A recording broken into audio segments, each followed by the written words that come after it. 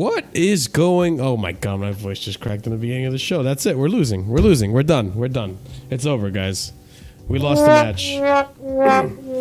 I'm still recovering from being sick, ladies and gents. But welcome to Casually FC. Welcome to another preview where we're going to have some awesome guests on today. And if you have gone into the description, you'll know who exactly it is. But before we start, ladies and gentlemen, you already know, before we get on with this Manchester United versus Chelsea preview, you know what you must do. What you must do is smash up those like buttons. Be sure, there's only one like button, so it's not really a plural. So smash up the like button. Be sure to subscribe to the channel if you haven't done so already. Check out the links in the description, obviously, for the content creators that are going to be showing up in today's stream. Make sure to support their channel because they are hard at work dealing with this. Because there are going to be a lot of shots being fired, and some of us may not survive. But they will survive if you go ahead and support their content. So that's all they need from you. But yeah, go ahead, check out the links in the description for everyone's content. Be sure to leave a comment down below if you're watching this in the future. Let us know your thoughts on the game. What do you think the score is going to be? How do you think this match is going to go?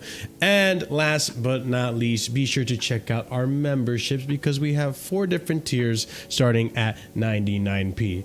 Well, first and foremost, we got to introduce the man, the myth, the chicken nugget Chris, the wild card. That's going to be co-hosting this with me. No, not really co-hosting. I'm hosting. You're just there. But he's going to be here with me. I'm like a lampshade. What? Why a lampshade? He said, I'm just there. I'm a lamp. I guess a lampshade is just there. You look too much. This is what I mean. This is why you're a wild card. You never know what you're going to say. And it's just great. It's perfect. So big up, Chris. Thank you for joining me today. And we'll start off with one of our guests, right? Because the other guest apparently is running public safety message. Oh, God. Okay. The New Jersey is on fire. That's awesome. Great to know. Guys, if I burst into flames, it's because the Red Devils have set my house on fire. But anyways, speaking of Red Devils, I'm going to start off by introducing the first Red Devil that we have in today's show, making her first debut in Casually FC. Glad to have her here. Some of you may know her as the weekly update. Isn't that what you do? Yeah, the weekly update, the Premier League weekly update, watch along study session, because it literally looks like she's sitting there studying for the next Premier League weekend. It's fantastic to see. Used to call her Sundown, but now that Erik ten Hag is gone, it's kind of up and up, so I can't really call her Sundown anymore. So big up, everyone. Have a nice round of applause for our friend, Sky, a.k.a. Sunshine FC.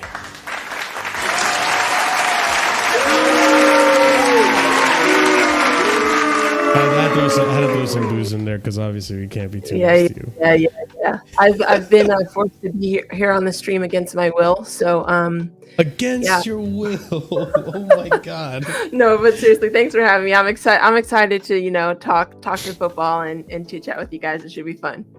Yeah, no, obviously, you've started working on your channel. You've been doing some content out there. I do from time to time watch what's it called? The weekly Premier League update, or what did you? Yeah, I started on TikTok, so that's kind of where I got into everything, and then from there I just went on Twitter and then went on YouTube. So yeah.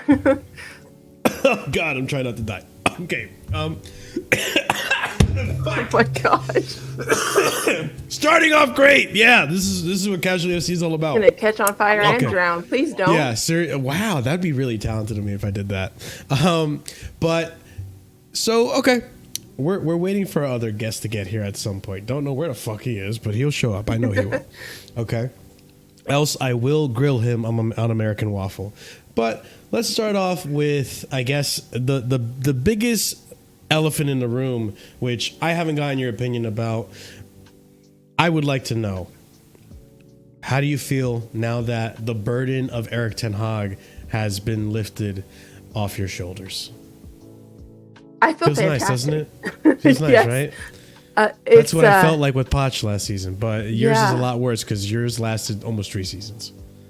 Yeah, and just to, I mean, the way we felt on Sunday, you know, after losing to West Ham, it was just really depressing, you know, between the fans, between just the morale of how we felt about the club, and then to wake up Monday morning, because, you know, for me, I'm waking up and to see he was sacked. I honestly didn't believe it at first. I thought it was a joke because I was so mad. We kept hearing after the next two games, and you're just like, if you were going to sack him, you were going to sack him already. So I genuinely thought it wasn't going to happen. So then for them to just do it out of the blue, nobody had any rumors or anything like that. It was the best feeling. It was Christmas. It came early, and I couldn't believe it. But then on top of it, not even 24 hours later to hear that we were going to get Ruben Amorim, I was just like, what is he going to do? It was great. I fully had a really great week, you know? I can't lie. It felt great. Hold that. Could have just gotten Graham Potter.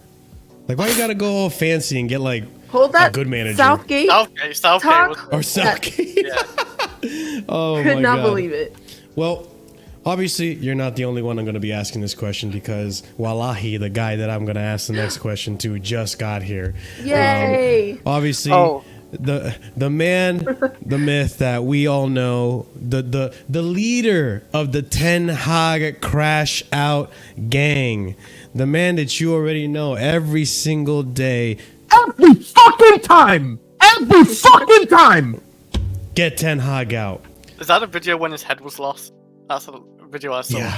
Yeah, one of many, Chris. One of many. No, the West Ham one. I'm a nice guy. I don't want to just fill my soundboard with just stuffy clips. So, that being said, let's give a nice, warm round of applause to our man, Staffinho.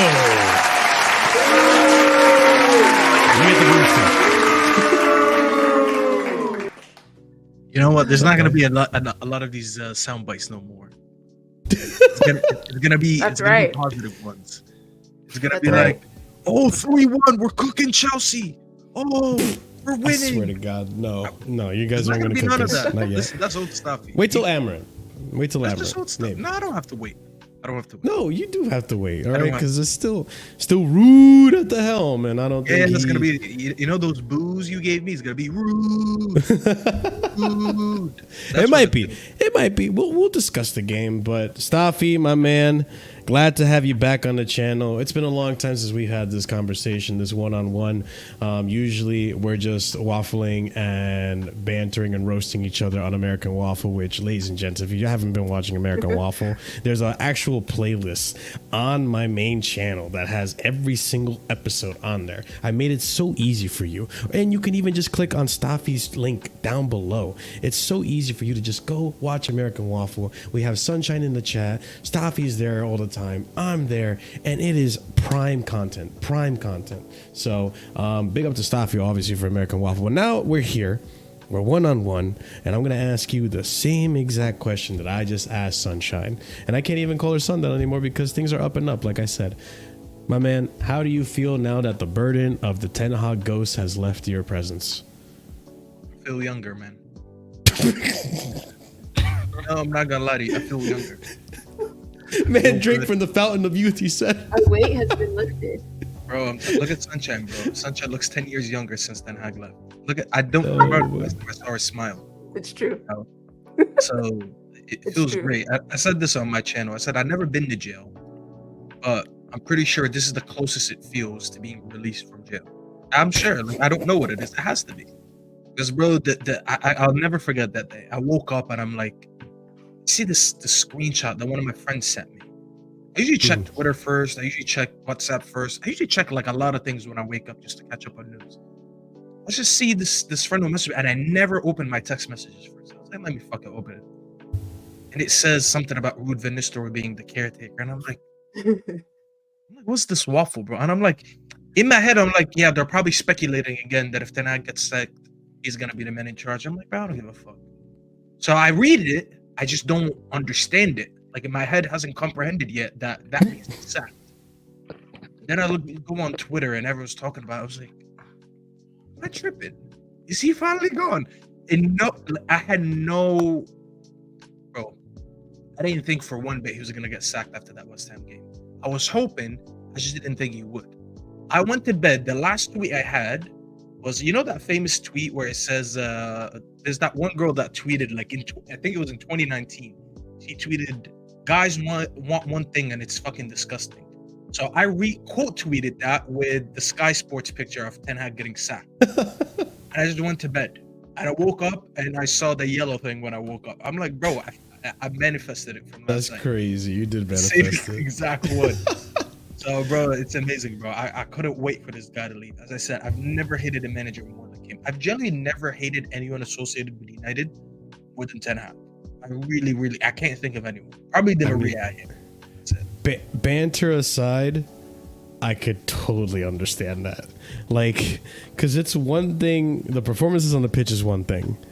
It's what you say after in the press conferences that is absolutely like, Chris, you remember how much, like, Graham Potter drove us up the wall with the boys gave everything, or Mason Mount wants to play. But Pochettino took it to a whole nother level, man. I mean, you can. I am not a clown. Oh yeah. Like, who can forget that one? Did you see his farewell message, by the way, that he dropped like an hour or two ago? Who, Ten Hag or Poch? Yeah. Yeah. Oh, Jesus Christ. He dropped a farewell message? Yeah, you want me to read it to you? Yeah, go ahead, man. Bro. Wait, Staffy, did you notice a group of people he didn't address? Yeah, that's what I tweeted, and I've been fighting the top Reds since. You know what? These top Reds don't leave me alone, man. Like, I don't get it. They're backing a manager who no longer manages their club over a set of players that play for us. But let me read it to you. And I just want to know if you notice anything, Marshall. Okay, since you haven't heard it yet. It's a bit of a long message, so I'm gonna try. It's pretty long, yeah. Yeah. I'm gonna try. God damn, Ten Hag, bro. Learn to fucking. Yeah, bro. Straight to the point. This is his farewell. I can only imagine the team talks he used to give at halftime, and people wonder why the players were uninterested and always looked worse in the second half. Fucking passing out in the locker room. 3 sentences in, I just wanted to stop reading. It says, "Let me start by thanking you. Thank you for always being there for the club, whether it's at the game, far away, or a tough match at Old Trafford. Your support has been unshakable. The atmosphere at Old Trafford has always been electrifying. Thanks to you. I felt it many times. Also in away games, it gave the team and me an incredible feeling to hear the United chants taking over the opponent's stadium, whether the game was in England, Europe, or during the summer tours.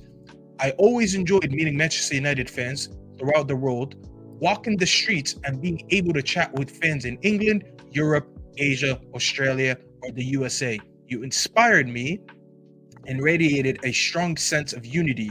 That's what makes United supporters so special. I want to thank you for giving me this feeling and for the support. I also want to thank the staff, every department of the club, for the unwavering support in good times and bad. We won 2 trophies, achievements that I will cherish for the rest of my life. Of course, my dream was to bring more trophies to the cabinet. Unfortunately, that dream has come to an end. I wish all Manchester United fans nothing but success, trophies, and glory. Your support and the warmth I received from everyone at the club helped me feel at home. Thank you for this chapter in my life, Eric." I tweeted saying, and this rubbed the top Reds the wrong way. Violence in the chat. I said, waiting for him to thank the players. Exactly. Nah, they don't get didn't anything. thank the players at all. So this is what I tweeted. Thank the staff for the trophies that we won. What the fuck? So he thanked the fans and he thanked the staff. And I tweeted zero recognition to the players who saved his job multiple times and won him the 2 trophies, which he brags about endlessly. This message proves to me, proves a lot of us right, that there was a genuine disconnect between him and the players. That's insane, dude. Now I got top Reds in my chat saying, some of these things, look at this. Oh, they were not showing their true potential. It's always 100% the manager. This one. Oh, saved his job, meaning the players played with heart and integrity 24/7.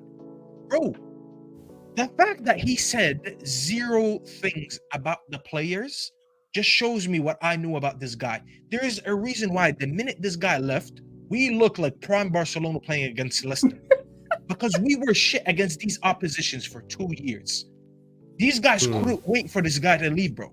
The fact that he didn't mention him once, mind you, 80% of these players that are in our team right now, he signed.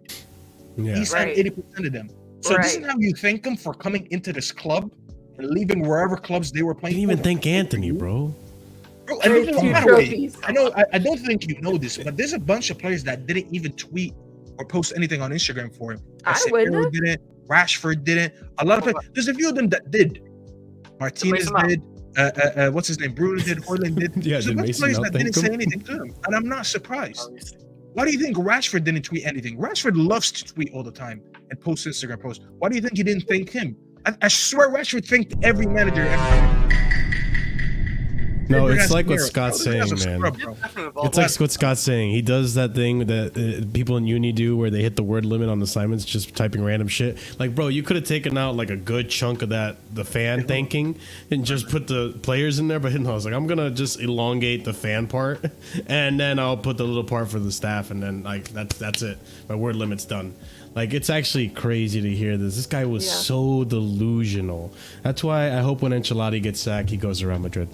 Kind of pissed me off they stuck. I really want Sancho to prove Ten Hag wrong. Like, on I mean, Chris, what were you doing when he got sacked? This is the type of conversations we're gonna have 10 years from now. Where were you when Ten Hag got sacked? I was looking at the blue sky, I think, maybe. And then it turned gray. Yeah, what did that feel like from a Chelsea perspective? Because I feel like this happened with Ollie too, right? Did it happen with Ollie? Can you guys hear me? Yeah, I think so. And then Ollie. Ollie's so long ago. But yeah, Ollie was so long ago. Then Ranić took over, right? Yeah. Like immediately after. And then we played. I think you guys still won, but no, we didn't win. Yeah. We didn't win. We only finally just beat you guys last season, which goddamn, I'm so glad we took that. No, at the bridge, not at United. No. No, at the bridge, but you guys were undefeated against us for a hot minute. Yeah, we couldn't beat you for a good while. Yeah, we couldn't beat you for the life of us. But I mean, when I found out about it, I had landed back to New Jersey. Like literally landed back in New Jersey, opened my phone to finally catch up with all the WhatsApp messages that I had missed while I was away, and I see Griggs and Staffy just fucking celebrating and dancing in the chat, and I'm like, what the hell are you guys on about? And then I see the tweet, and then I was like, nah, fake news. And then I actually go and check it myself, and I'm like, fuck, I should have never fucking left Florida. That's why it happens, because I left Florida all of a sudden. What were you doing in Florida? We don't need to talk about that, man. I was doing stuff. I was breathing, I was walking, I was blinking. Plenty of other things. Suspicious. But yeah, like I landed in Jersey, and yeah, all of a sudden Ten Hag is out, and I'm like, God damn it, that sucks. And then the Ruben Amorim thing happened. I was like, oh my God, this is a double whammy. I really shouldn't have come back to Jersey because I like Ruben Amorim. I think Chris, you too. Like I think he was your. I didn't want him. He was one of my choices for sure. Yeah, him or the blind one. Those two were actually up there because there ain't a lot of managers out there, and I think Man United probably picked right what they out there. There's not many, and Ruben Amorim is probably the best choice they could have picked. So, congrats to Man United getting a good choice, probably the best what they can get. I'm happy for you, but fuck you. At least they didn't go back to like I don't know Jose or something. Yeah, that would have been some fossil football. But speaking on football, right? Like, let's actually get talking on the game. And Staffy, I'll ask Sunshine. I'll ask you the same question too. Staffy, you just witnessed on Wednesday United Leicester. It looked like a pretty dominant performance. I mean, you guys did leak some goals as well, obviously, but it looked, from what I could tell, like an actual dominant performance. But you tell me, as a man that can properly analyze these things in a rational way, which is why I discuss analysis, yeah, which is why I speak with you, because I cannot tolerate other United fans. You too, Sunshine. Tell me, is it a manager bounce? Is RUUD actually instilling some type of method of playing? Is this just the players just frustrated and doing what they want? Was there any sense of play? Did they look like the players were playing whatever they wanted to do? Tell me what you saw, man. There's a few tactical tweaks. It's not enough for me to say those tactical tweaks is why we looked amazing. At the end of the day, it is Leicester, and it was a poor quality side. I saw a few tweaks with the tactics, so I didn't see us building up with a 3. We kept building up with a back 2. The fullbacks were a little bit more advanced in the pitch. It looked a little bit better. I mean, Bruno was more of a second striker, so we were actually playing a 4-4-2.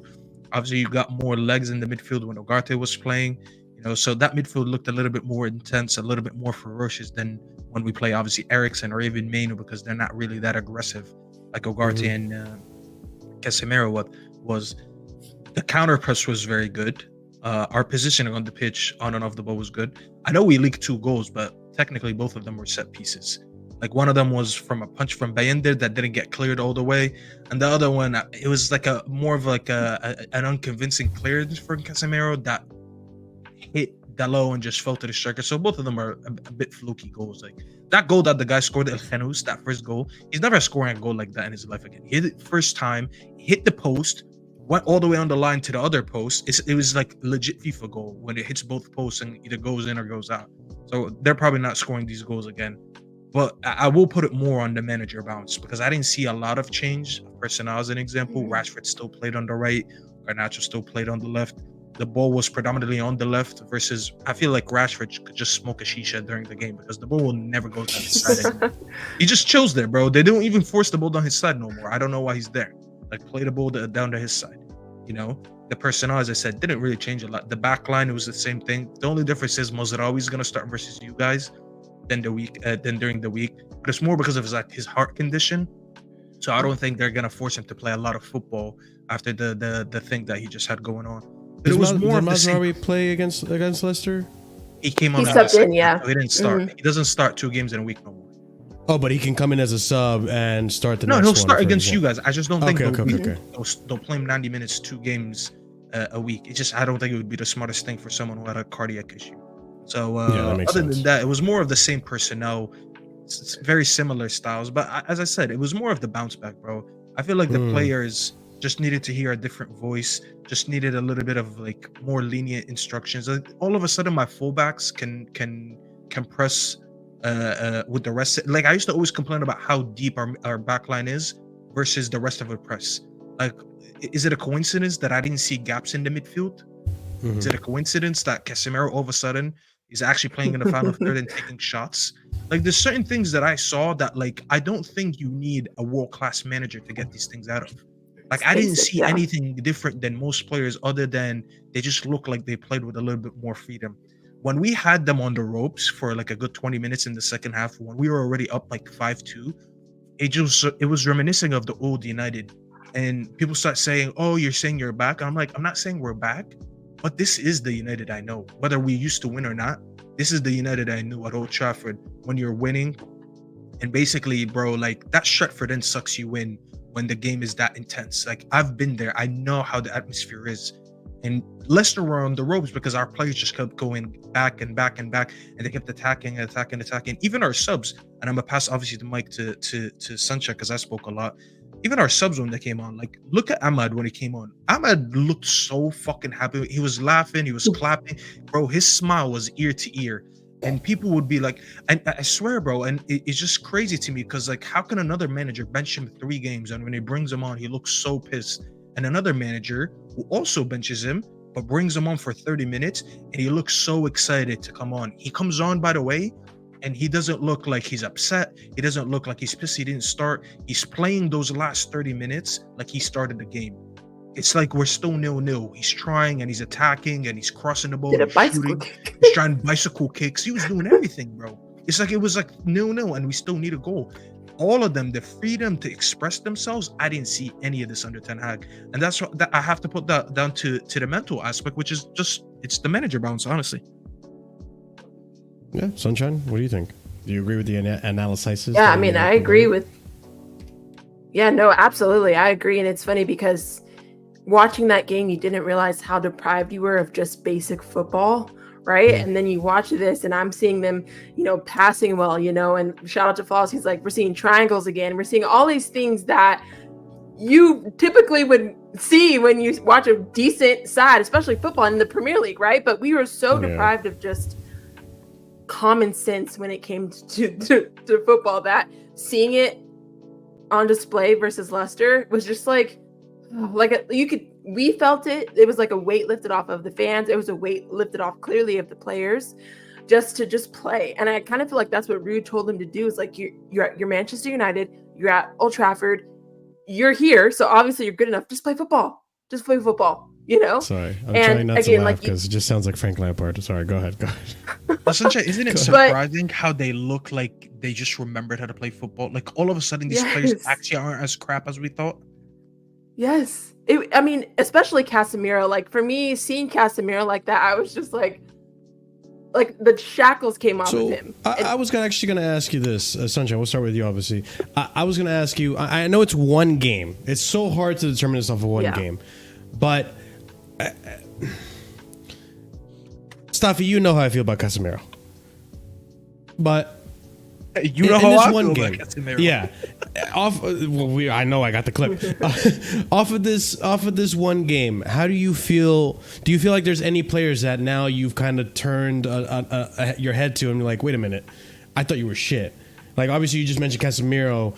Who else kind of falls in that blanket that you? I know it's hard to say off of one game, but maybe you saw something there that maybe gave you a little bit of hope that, okay, maybe this player actually is better than we thought.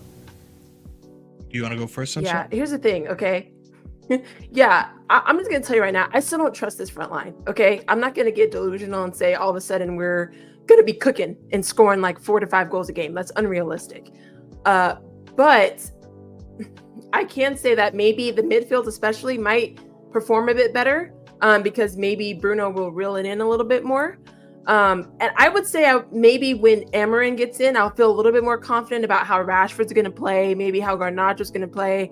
I feel like he maybe might use Ahmad more than Garnacho, maybe Rashford might perform better because you have to keep in mind, they're on evaluations now, right? Like they're realizing, oh crap, like there's a new manager coming. I got to step it up because I don't want to lose my spot. I'm hoping that's the case, right? And so I'm expecting everyone to step it up, but I'm not sitting here changing my mind on anybody because I don't trust the players at this point. Like I still need them to show me that they can perform, Yeah. The consistency has been terrible. No, and I get that. Obviously, it's one game. It's hard to say. Staffy, what do you feel? Now I was gonna say the inconsistencies, bro. I'm gonna die on this hill gladly. I have no problem because in a month, I keep saying this, in a month or two, people are gonna be revisiting this, and they're like, oh, you know what? Maybe he did have it. These players are not that bad, bro. And I have a lot of favorites, and I have a lot of players that I don't like. But I'll tell you something. Even Casemiro, since you mentioned Casemiro, I still have my reasons to not want him, and I still want him sold. However, I was always very aware that Casemiro should be highest up the pitch because I always knew his deficiencies were in build-up. He's the only guy that I ever seen play in the midfield that can make a 50-yard pass in behind or make a first-time cross that lands perfectly on someone's head, but he can't make a simple 5-yard pass. And I've seen that in the Liverpool game. That's why when people come to me and they're like, oh, what are you saying about Casemiro? Nothing changed to me. I always knew Casemiro can do these things. I just don't think there's a future with him in this club anyways, because like, even though I think he's an 8, which I've always said, I don't know why people leave half my argument. I always say he's not a 6 and I want him sold, but they ignore that I said he's not a 6. I mean, I know he's an 8. I've been begging for him to play in the 8. But even that, these are things that I know. I know that this manager wasn't using some of these players to their best ability. And it's not a coincidence that when you tweak a few things, they start looking good. You know what I'm saying? So like, I wouldn't say that Leicester game didn't really show me a lot that I didn't know. Because I've been saying it for weeks now, if not months, that the minute this manager leaves, you will see that this squad is much better than they are. They're not a title-winning squad. They're not a guaranteed top 4 squad, but they're a much better squad than you guys think. And that's why when people I'm hearing people say, oh, I wouldn't take a single player from United. Oh, 0 players from United get in a combined 11. I'm like, you weren't saying that 18 months ago. 18 months ago, people thought that Rashford was a Ballon d'Or nominee because he scored 30 goals in the season. People thought that Casemiro was the best deal in the world. People thought that Bruno was the best 10 in the world. People thought Martinez was the best defender in the league. And I keep using Barcelona as a measuring stick. I said 18 months ago we bopped Barcelona off the pitch, and we beat them in the Europa League and we advanced. 18 months later, look where they are and look where we are. How did we regress this much with the majority of the same players, and they're now contending for the league in their country, and we're not contending for the league in our country? But people don't know how to talk about coaching, bro. They just it's like surface level analysis. They just look at the game and they're like, oh, this player's shit, that player's shit. Oh, they're downing tools. They're down tools like they're down tools on Moyes. And I'm like, what? What does that have to do with Louis van Gaal and Moyes? It's not the same players. What are you talking about? You know? But yeah, bro, these players are much better than you see. And I keep saying, in a month or two, it's not a crazy take, but it will look like my take was like, oh my God, how did Staffy predict this? It's just easy to see. It really isn't. Yeah. Like, it's not going to be a take where I'm like, look, I was Nostradamus. No, I'm not. You guys just didn't want to see that these players are better than that, and it was more the manager. Yeah, 100%. I mean, listen, as someone who went through Poch, like, Chris, you know, when we predicted our predictions. Man. Shut up, dude. Shout out LFC wonderful man. No, he's not. But also shout out LFC Aaron for the £9.99 super chat. Aaron. Big up, guys. American fans rule. No, dude, you rule. Can you give him a round of applause? Yeah, of course. I got you. Look, I'm hosting my channel and fucking hot. Stop it, can't help himself. He's still got a host. I'm just saying, give him a round of applause. I'm not hosting. It. I'm asking you.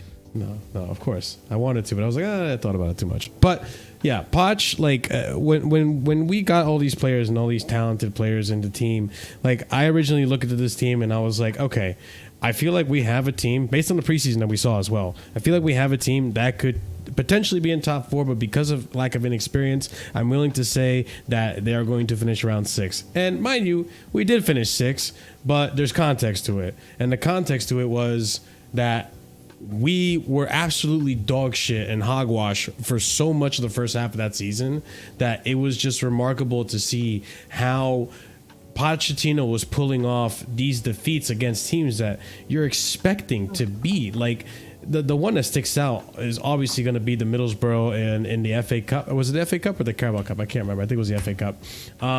It just baffled me that the manager could get it so wrong, and that there's no style of play, and that we're seeing players play in positions that they didn't belong. I mean, you guys dealt with it with Erik ten Hag too, with so many players playing in the weirdest positions. I remember last year, was it Anthony playing left back against Coventry? That, bro. Like this season, Dalot being moved to left back, and I'm like, Dalot was probably our most consistent player last season. Mm-hmm. Then you push him to left back to accommodate Mazraoui, who could play left back.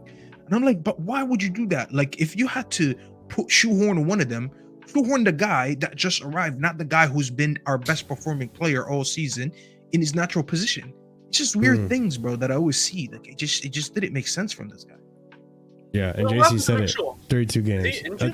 Bro, Luke Shaw is their Reece James, except not as good. I was gonna say they have 2 left backs, both of them. You don't talk about Luke Shaw in 2024. At least that's my motto, bro. I still see people tweeting about him upset. I'm like, I don't know, how do you still get upset? It's like, I got used to it. This guy has played. By the way, Bruno is almost matched him in games played. He will match him this season. But we signed Bruno 6 years after Luke Shaw. That's crazy. God, that is insane. I'm not sure when he first came, but was that 2013? 12? Say that again?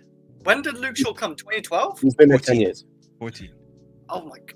Okay. We signed him the year Louis van Gaal took over. He was a young player, like 19 or something. We signed him 19. We had an agreement with him with Southampton the year before. Now he's like 30. Yeah. Yeah, I mean, Staffy, I did want to also ask you in terms of Ruben Amorim, because I am seeing some United fans, and Sunshine, I don't know if you fall in this bracket, that have their concerns about him.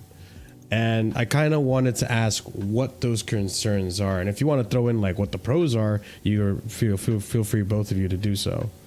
What concerns did you hear about?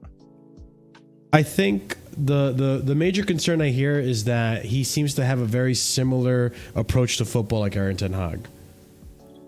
Not at all. They just call him a hipster like Ten Hag. What? Leave Sunshine's confused. We have no idea what you're talking about. The only concern that I've heard is from United fans because for me, I can say that I just don't want the club to kill another career. You know, like that's where I'm just like worried, but it's nothing to do with him. I don't know. I'm just worried that like it's not going to work. But that's just me being a pessimist. I mean, I understand where you're coming from, and with the history that United and Chelsea, I mean, come on, I mean, we started this whole thing of sacking and hiring and sacking and hiring, and you know, I guess with Ten Hag, Ineos kind of wanted to avoid doing that, kind of like what Clear Lake tried to do with Graham Potter, tried to avoid sacking him, and it got to a point where like, this is really bad, let's not do this. And Pochettino even though it got really bad, they're like, you know what, let's just be patient and see what happens, because we don't want to be sacking and hiring like the old regime. I guess I know where your concern is with Amram, but I guess now let me switch the question then. What are you most excited about with Ruben Amram coming into the squad, and how do you think that's going to play with your players? Whoever wants to go. Jenny, you want me to? I threw that in the air. No, I'm just waiting. You want to go or you want me to go? Go ahead. You can go. No, I mean, listen, with Ruben, it's always going to be, it's the same talk, bro. Every time we get a new manager, oh, he's going to feel like everyone else. No, there's no guarantees. Oh, yeah, they're going to kill another manager. No, because factually, the people that hired him are not the same people that hired the other managers. It's like, it's nonsensical. First of all, it's very pessimistic. That's coming from me. People call me negative. But then they just want to be pessimistic and say, oh, but these players are going to throw him under the bus like they did with all other 5 managers. Guess what? All these other 5 managers had their different reasons why they got sacked. Whether it was rightfully so or not rightfully so. You know, but they all had different reasons. And guess what? That's just the life cycle of a manager or how football works. Managers tend to get sacked all the time anyways. Because not every manager is going to win you the league, is he? There's only one league. One of our managers has to get sacked for not winning the league. You know what I'm saying? But listen, in terms of tactical, I like how he plays. I've always been a fan of a 3 in the back formation. I've been watching football for over 20 years now, and I've always loved the idea of a 3 in the back. Like when I look at historic teams, especially international wise, the Netherlands, Italy, they all used to play like 3 in the back formations, and I always thought about it as one of the most attacking formations. There's a misconception that when you play 3 center backs, it means you're parking the bus or you're defending. It's really not true. I think people like Conte and Mourinho kind of give you that reputation, but it's not really that. When you play 3 in the back, it means you commit 1 less defender and 1 extra attacker. And Amorim is proven that in the league, he's averaging 3 goals scored a game. He's only conceded 2 goals. Well, actually, it's more now because he conceded last game, and I don't know what he did today. But he's one of the most attacking teams in the league. He actually has the 5th highest defensive line in Europe. So it just shows you how his mentality is more of an attacking approach. And obviously, I've watched some videos to learn a little bit more about him. And there's a lot of tacticals out there that actually like feed you that information. His fullbacks, they literally have a heat map of a winger. You wouldn't think they're not fullbacks, they're wingbacks. But they have the heat maps of wingers, and he likes to use wingers in those positions. So it's very attacking minded. I think our team kind of suits a 3 in the back anyways, because I don't think De Ligt and Martinez are good enough to play in back 4s. So I see a few things that kind of fits that what I like personally and what I think would work for the squad. But obviously, there's a little bit of an overhaul that's going to be needed over the next few years, starting with a left wing back. Because Malacia, can't tell you the last time I saw him on a pitch, and Luke I forgot that was even a player. Even joke about that one, because Luke Shaw in a left wing back position, bro. No, not gonna happen. So that should be one of our first signs. But I'm optimistic, bro. What were you gonna mention there, Scott, about the wing backs? I was just saying, yeah, one of their wing backs is literally a winger that was converted. Yeah, that's what I'm saying. Like people told me that he converts a lot of wingers to their wing back. Like I thought you something. Look at Xabi Alonso, what he did with Grimaldo, and what's the other guy's name? Frimpong, yeah. Frimpong, the guy that everyone wants to get, Frimpong. It would not surprise me if he used Garnacho or Anthony as a wing back, at least until you get someone in. Wallahi, this Anthony thing would have happened. I need everyone. No, the only reason I say that, Anthony, the only thing is like, I can see some things he'd like, and he's left-footed, but I actually think it'd be Garnacho, because Garnacho's not playing. He can't play Garnacho wing back. Oh my god, I've heard it all. The least physical player we have, you think he's going to run the length of the pitch? Listen, don't be surprised though, because when Tuchel came in, he started putting Pulisic in wing back. He started putting Hudson-Odoi at wing back. Like Ruben Loftus-Cheek played wing back a few times too. This is just for him, like until you get someone in, because you do need someone there. Like until you get someone in, I think that's what I can see him do. Because like neither of those guys, well, Anthony could maybe play in the 10, but probably not. Garnacho cannot play in the 10. Like that, I've seen that man try to play in tight spaces. No, absolutely not.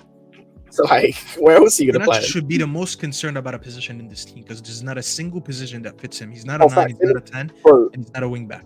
I was thinking about this, and I actually wanted to go into Amorim because I agree with a bit of what you said, but disagree with like a lot of what you said in the sense of like I think Amorim coming in is going to be very important for you guys just in terms of seeing how serious these owners are. Because I disagree with what you said about this team in terms of it being set up. I think outside of your centre backs, none of the rest of the team is set up in any way to play Amorim's style of football. So I think it's going to be really interesting and key to see whether these guys... Dallo is a wing back. Dallo Mazraoui, cool, but like your midfield is not set up to play his system. Your attackers are not set up. Literally, one of our midfielders played his system. Yeah, that's cool. None of the others are. None of the others are. In what way? You think none of these guys can play in a pivot too? No. From what I haven't watched too much of him, but I've gone away and done some research. You're right with like the high line, the way he likes to play, and I think this is where the similarities with Ten Hag come in. They're very small, but like he plays a 3-1-6 in possession, and that one is a central midfielder who is fairly deep in terms of he's closer to the defense than he is the attack. That's a lot of space if you get counter-attacked, which means that's probably Casemiro or Ugarte, probably most likely.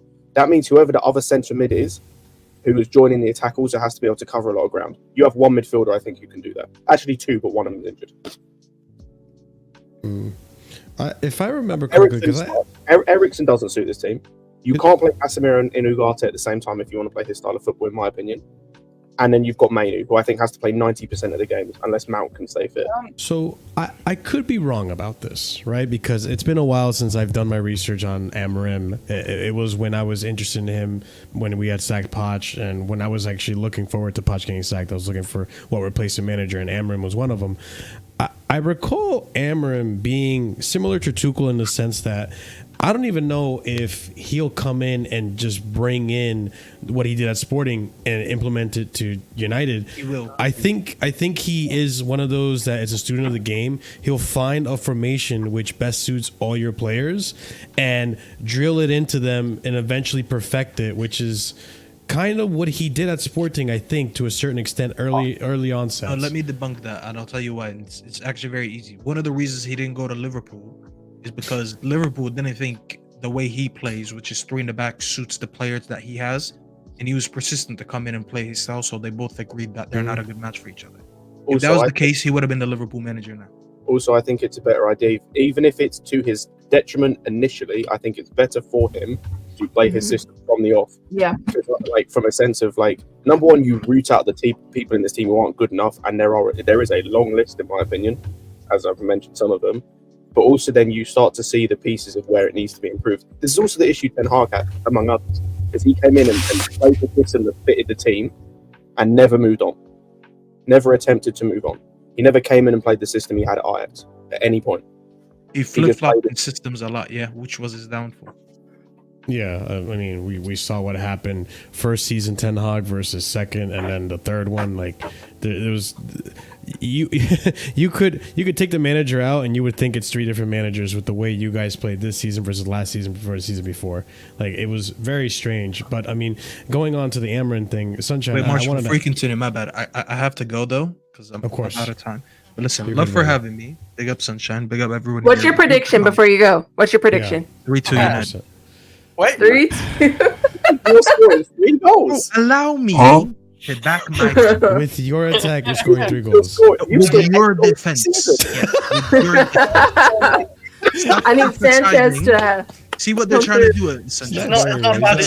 You know what? You know what? It's not bad. Stop emphasizing my attack and ignoring that your center back leaks and that you have a bozo in goal. I can literally score a goal in capacitors. And just watch the playback. Just watch the playback when I give my prediction. Just promise me that. I predicted too many losses this season. Allow me to predict one win, okay? Please. You've been hurt. All right. I'm here for it, Staffy. Listen, big up, man. Smash a leg on the video. Smash. All right. Sunshine. Okay, so what I was gonna ask you was in terms of like what we just discussed with the players and Amram coming in and trying to implement the system, are there any players in particular that you think are gonna benefit from Amram, or are there some that you think might lose their way and potentially just get sold off? Yeah, first of all, I'm really excited that Euro is like going to be under Amram fully. That makes me really happy. So he's supposed to be coming back in November. Oh, true, and I think that he'll do good. I am worried about Martinez. I'm not going to lie. Lisandro Martinez, I think, I don't know.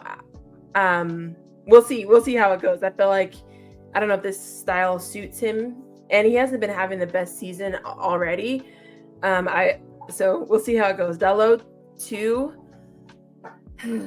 It's honestly all a toss-up, and I'm just trying to kind of piggyback off the conversation, but I just want Amram to come in and do what he wants, because I wasn't familiar, but I've watched the past 2 sporting matches. They even played today, and those players move and they run too, and I'm just trying to think, can I see Rashi doing that? No, but at the same time, like, maybe he'll have to, or he's gonna sit on the bench. And if he sits on the bench, I'm okay with that, you know? So I want him to come in and be firm on his style of play, because I feel like, and you said it, that was Erik ten Hag's downfall. And then he got to the point where he said he can't play it, but then you're recruiting your own players to not play your style of football, which made no sense. So I want him to come in, make his style of play firm so that he can weed out who's not going to work. Because some people might find, hey, I'm actually good at a left wing, but Anthony, what if he cooks? What if none of us see it coming? You know? So I think I'm excited for that. I'm so sorry. Just to see you might be right, but also it's just like that's like a whole different world I can't even dimension. Like, that's a Marvel alternate universe that I can't even like fathom and wrap my head around. Like, I can't either, but it could happen. You never know. He could get the best out of him. It's weird. It's possible. Like it's possible. I think the one good thing about Amram is that he's really well spoken. From what I can tell, he's really well spoken, and he has a personality. That does a lot for players. It does a lot for the fans. I mean, one thing that we can speak on with Maresca was that he came out and said it like it was, and he came and dictated like, dude, I'm the guy in charge now. Whereas Pochettino, it felt a lot like he kind of let player power sway a few things. We had like 8 trips to the army. Yeah, that was Graham Potter too. Yeah, I remember that. That was Graham Potter. Oh, that was Graham Potter. Graham Potter what? Graham Potter took our fucking team to a musical. He did all types of weird stuff, like emotional intelligence and all that stuff. He took him to see Joker too. But like, it was just like to see Maresca come in and just say, "Hey, I'm the boss. You are not going to play. You don't fit the team. You are sitting on the bench, and you need to find another team to play for." Yeah. Like, that is something that if Amram does, especially with your club, because I'll be honest with you, the player power aspect of it, I don't know, Scott, Scott, Chris, if you guys agree, when I see players like Dalot, who almost, it looks like intentionally throwing the West Ham game so he can sack Erik ten Hag, this isn't the first time. Like, it was done under Oli, it was done under Ragnick with Ronaldo. It not even Ronaldo. Well, was it Ronaldo? It wasn't Ronaldo. I don't remember. But like, there's a lot of issues with the locker room, and just when they're done or fed up, or whoever is just annoyed with the manager, they just throw their toys and down tools, and it's just it's toxic. It's not good. Yeah, I mean, like, go ahead, boys. You're right, but I think like that's down to the owners, because like some of these guys have been here for like 3 or 4 managers. Okay. Like, and sorry, I'll say it again, like, so people understand it. I think this United team is shit. Like, and I don't care the Ten Hag. I still think that some of this United team is shit. I said it earlier, and like, kind of joking with that in the chat, and I was kind of taking a piss. But there's not a single United player I take in our team in our first 11 outside of maybe De Ligt. There's not a single other United player I take. You take Manu? No, I wouldn't. That was nice. Oh wow. Honestly, I mean, I don't think as a squad player. No, I wouldn't. Why? I mean, then again, we got Santos. That's what I'm saying. Like, what am I going to say? Manu to be 4th choice midfielder? Cool. Like, yes, like, sure. he'd be competing with Santos. Cool. But that's what I like. And Manu's one of the ones I actually rate. Like, I think he is good. It's just, unfortunately, I think our midfield is better. And I think it's the thing. I think with the Manu thing, like, he's not even one of the ones. It's like, how's Rashford still there? How's Bruno? Yeah, he's the biggest one that I look at in terms of being a culprit of just downing tools and not. All of them. Not on it for like what, 2 years? Like, how have some of this squad survived? And that's where I say I think Amorim coming in, and I think this next kind of season or two is key for the United fans, just to see like how these owners are going to do. Because I think in the window, the recruitment was, I'll say, okay. Because I think some of the guys they signed are good players. It was definitely a different approach. No, it wasn't. I don't think it was. You don't think it was a different approach? No, they signed De Ligt and Xerxes, who are Dutch, one of which who worked under Ten Hag. Like the only guy they signed, the only guy they signed that has had no affiliation to Ten Hag in terms of nationality or club was Ugarte, who has so far been garbage. I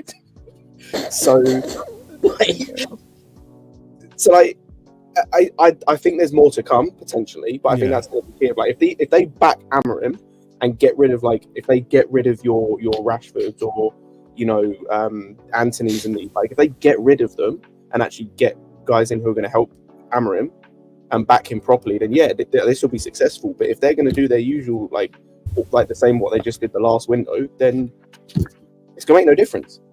Yeah, I mean, Sunshine, this is where I would ask you, based on what you've seen in the transfer window this season, do you think Ineos is going to start picking away at some of these players and getting rid of them and revamping the squad, similar to how Chelsea did? I want to say yes. I want to say that they are going to reevaluate and they're already doing a lot of things off the pitch, cutting off like money. I mean, if you're willing to talk to Sir Alex Ferguson and say, hey, you ain't going to get paid no more, and you could maybe come to games if you want, then I'm hoping that will translate to the pitch and the players on the pitch. So, I mean, it was their first window. We'll see. And again, Barada he was probably behind the scenes, but they weren't there like the full summer. I think they came in like, I want to say it was June or July. I can't really remember. But yeah, I'm trying to stay positive in that fact. I am side-eyeing them though for how long they wanted to keep Ten Hag, and I don't understand why they were trying to make it work. But I'm staying positive that Ineos knows what they're doing. There's football people in place that know what they're doing to get the players that we need, but also to get rid of the people we don't need, like especially Luke Shaw and all those people. Like we don't need them here. Harry Maguire gotta go. They gotta go. What Johnny Evans? Also, I lied, by the way. I lied. Going back to what I said earlier, I lied because he's injured. I keep forgetting he is part of like your team. There is one player I take in United, absolutely, definitely, and that's Lenny Yoro. I just keep forgetting. Lenny Yoro, he's injured. I just forget him. Yeah, he started this season injured. I think completely. Yeah, he's a good signing. He is. Yeah, he's the one. Like, he's a good signing, but United overpaid for him. Like, he's the other. I don't think they did. Like considering how much did you pay for him? 80 mil. No, it's for 18-year-old. It is quite. That's with extensions. Like you're gassing up the pain. I'm pulling a Modric. I'm sorry. I'm pulling a Modric on you. I'm sorry. It was 50 with no add-on, and like he's worth that. If he was wanted by Real Madrid as well, and he's the one guy outside of. I forgot about him as well. Him and Ugarte are the ones that I meant like haven't, and he's the one guy I would say they've like gone out and really done really well on signing. Like everyone else has said, I think it's just in terms of ingoings. I think outgoings, by the way, they've done brilliantly. I'm looking at some of the guys. You guys got rid of a lot of players.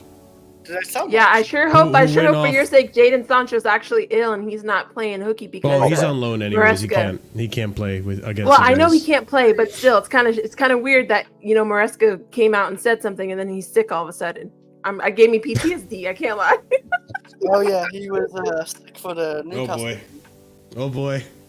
Another bold fraud. Another failed Jadon Sancho I mean, at least he season. didn't pay a lot for this one. He does back up money, like, if anything. Yeah, he didn't cost us that 25 much. 100k a But week.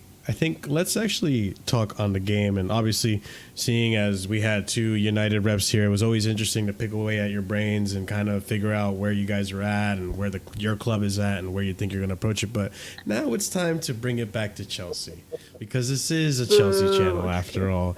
No. I mean, our own fans wanted to boo our team after the loss that we had at the Carabao Cup. So I mean, you're not totally wrong there. But I guess, Chris, I'll start with you. Going into this game, how do you feel after? Now it's been a few days. You know, we lost the Carabao Cup game. I'm feeling really good about one. Okay, well, yeah, talk on it. How do you feel about this game, man? It's like the Newcastle one. We used our B team completely. Do I agree we should have used our complete B team? Probably not. We should have used like maybe Gusto in that game, because having Disasi in that game was a bad decision. But I'm feeling good, obviously, because we've lost 1 game in 5 games in the Premier League. Man United's won 1 game in 5 games or something in the Premier League game. So yeah, it's a little bit of a dig, sorry, but it is true. So and we got. I can never go on when you're doing a sound. 11 years. 11 years. Keep going. Wait. 11 years at Old Trafford? Since you. 11 years since we beat them at Old Trafford. Yes. I know it's a long time, but that's like. Era's come to an end. Your greatest manager ever said that. 2013. Okay. He's not there anymore, so just saying. You're trying to calculate it right now, Chris.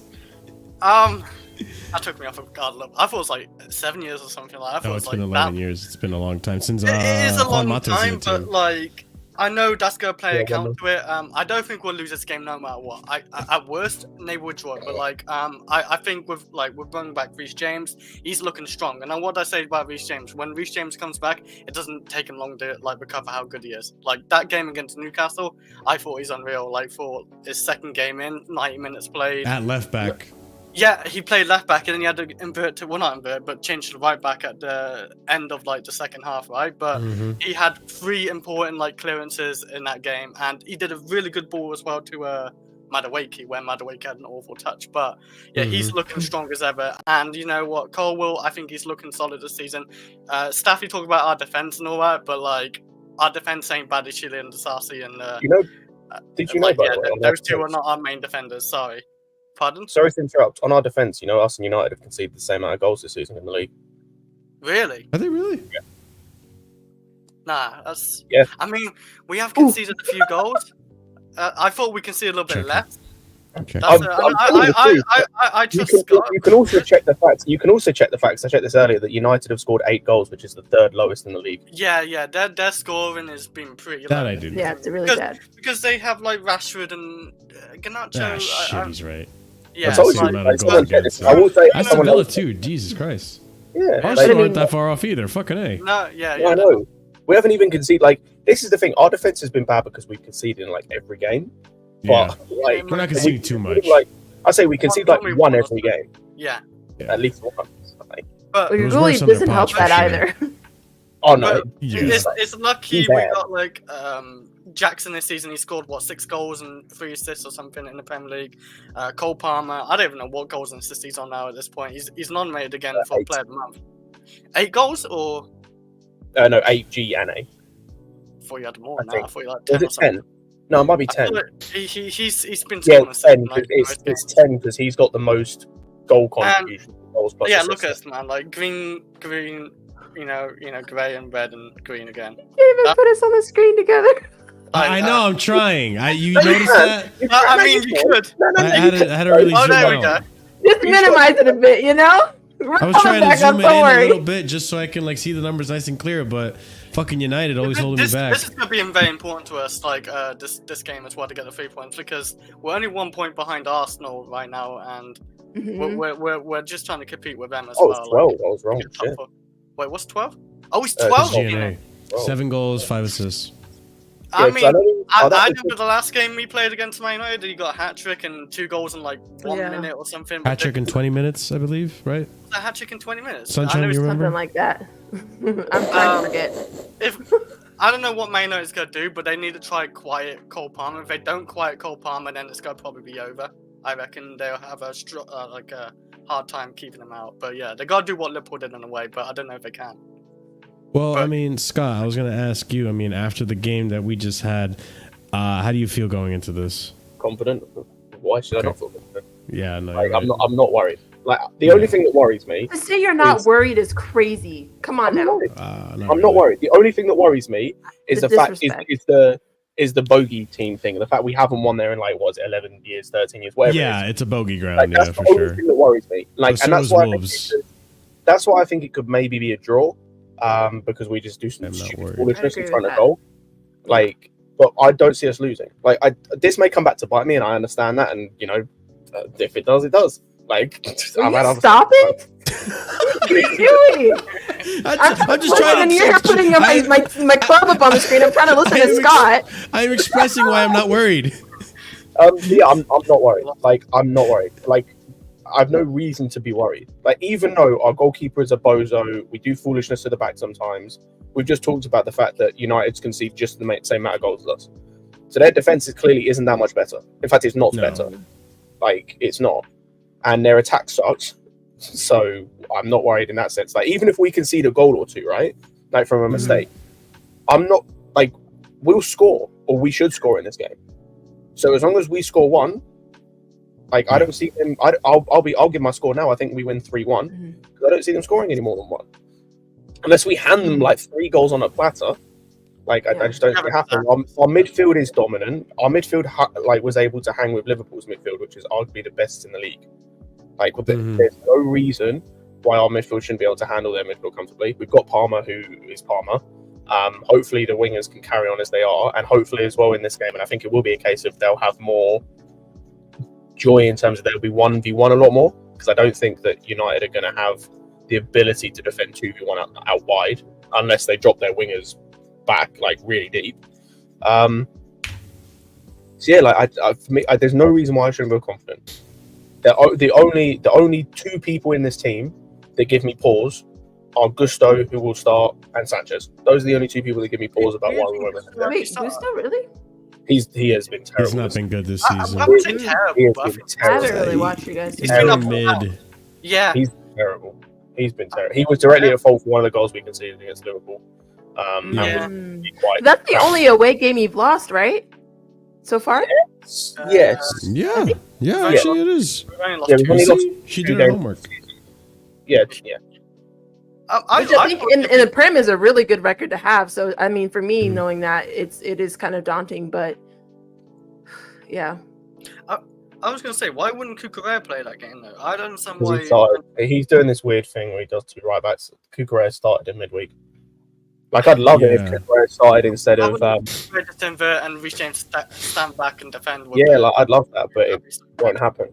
I have this weird feeling that he's gonna do the same thing he did against Liverpool with the back. Yeah, probably will. But like, which I hated, by the way. No, I disagree. I think he swaps the other way around. I think he does the same thing against Newcastle at home. Recent left back. Recent. That I wouldn't mind so much, but that worked. Like, Reece was good. Gusto was. To give context, Sunshine, with Malo Gusto, like Malo Gusto had a phenomenal season last season. Like, he was one of our highlights. And the thing with him is that he's an overlapping, much like Reece James too. Reece James for the longest time was an overlapping right back. Same thing with Gusto. Gusto is an overlapping right back. And this season with Maresca, we're inverting our fullbacks a lot more. And so it makes it so that when we attack, we have 5 attackers on your half of the field or outside the box, and we pack out the midfield. So it's all fun and games and all, but the thing is, Malo Gusto struggles to time. I guess you can correct me if I'm wrong, Scott, but like, I feel like what's happening this season is Malo Gusto is not used to timing it and finding where to be when and coming back, and it's just transitioning where he's kind of just struggling, and you can tell it's making his overall gameplay limited. And so it's just not been working out for him. And then against Liverpool, obviously you're doing that for him on right back all season. So now you're asking him to do it on his weak side at the left back, And obviously against Salah, like it was in my opinion, it was nights out. Like it was. And it didn't really get much better when he went to the other side and went against Diaz either. Yeah, I mean, he looked a little bit more sharper. I'll say he was better, but he was already tired by then too. Yeah, but no, it's not even just like that. It's he has offered nothing in attack this season, like absolutely nothing. Yeah, His no. have been nothing short of a His shots suck. His shooting sucks. It's like rose at every time. Yep. His passing weirdly, like he can't seem to make a 5-yard pass, which is really weird. Defensively as well, like the one thing we always had with him last season is defensively he was solid. Really like sound defensively. Unreal. Like he could any winger in the league pretty much. Yeah. He could defend 1v1 against and you back him every single time. But this season it's like just weird. Like he just seems off, and I can't explain it. He's not been good.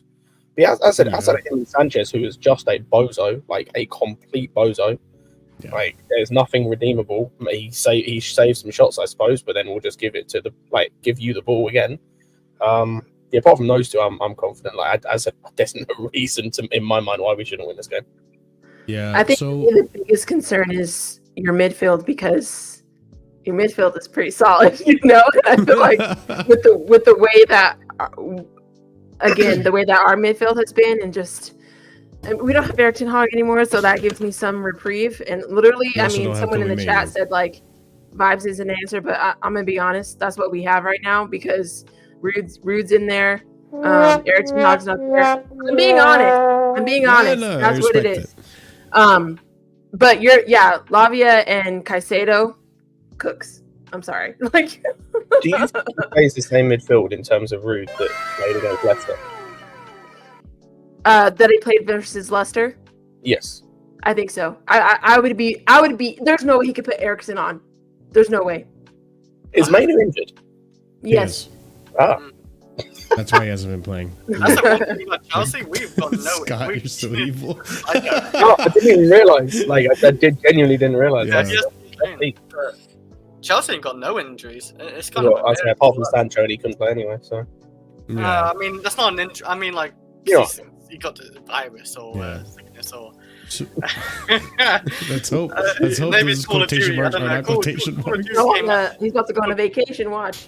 Oh boy, I hope that's not the case. I mean, international break. Jesus Christ. Vacation. But in terms of like this game, I think, and I've been listening to a lot more perspectives on the game, and I've calmed down about it, and to a certain extent, like I can see, because a lot of people said that we threw the game, and I don't think we did. I think there's two ways to look at it. I think Maresca actually thought he put out a side that was good enough to beat Newcastle, and when you look at it defensively, probably not, but when you look at João Felix, he's supposed to be a good player, and Kunku, he's good enough. He was absolutely terrible that game. He was our worst player on the pitch. You know, I think João Felix, between Felix and Nkunku, they were both really bad. Felix was the worst player on the pitch. Mudryk was our best player, Sunshine. I've never seen a 10 not have one key pass. Oh yeah. I've never in my life seen a 10 that finishes a game. Bear with me a second. I've never seen a 10 that finishes a game with not one key pass. Wow. Yeah. It was just an off night, unfortunately. That's what it sounds like. And it really was, because like the game was decided in 10 minutes.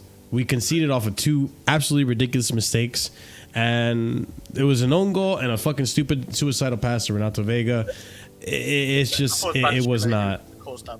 Yeah, it was I think as a Chelsea fan though, and please correct me if I'm wrong, I would just be disappointed because like you want that trophy. Like I get it's like a Carabao Cup, but like it's his first year. You guys are playing well. Like I want to win that. You know, we haven't won a trophy since 2021. The Club World Cup under Tuchel. We're getting the Conference League. It's okay. That's what I mean. Like the other perspective is that like okay, he only made one sub that game too. Yeah, so he didn't give a shit to me at that point. I think he at that point he kind of just conceded and said, "Let me save my players and rest them up," because even our bench was weak. He wanted to rest up for what, in his mind, and honestly, in the mind of Chelsea fans, I'm sure all of us in the panel, I think the more important game is United. Like if I'm so honest 100%. With you, the more important game is United. Because if we won Carabao Cup and lost against United because we decided to play Cole Palmer and he's not 100% that game, then we're losing our heads, the fact that we lost to this United team. And on top of it, when you look at last season, how close we were marginally to making top 4, we were 5 points away. We were 5 points away. We could have been there if we didn't bottle against Burnley, and there's another team. Was it Sheffield or someone else? I remember that 10-man Burnley. We bowled that massively.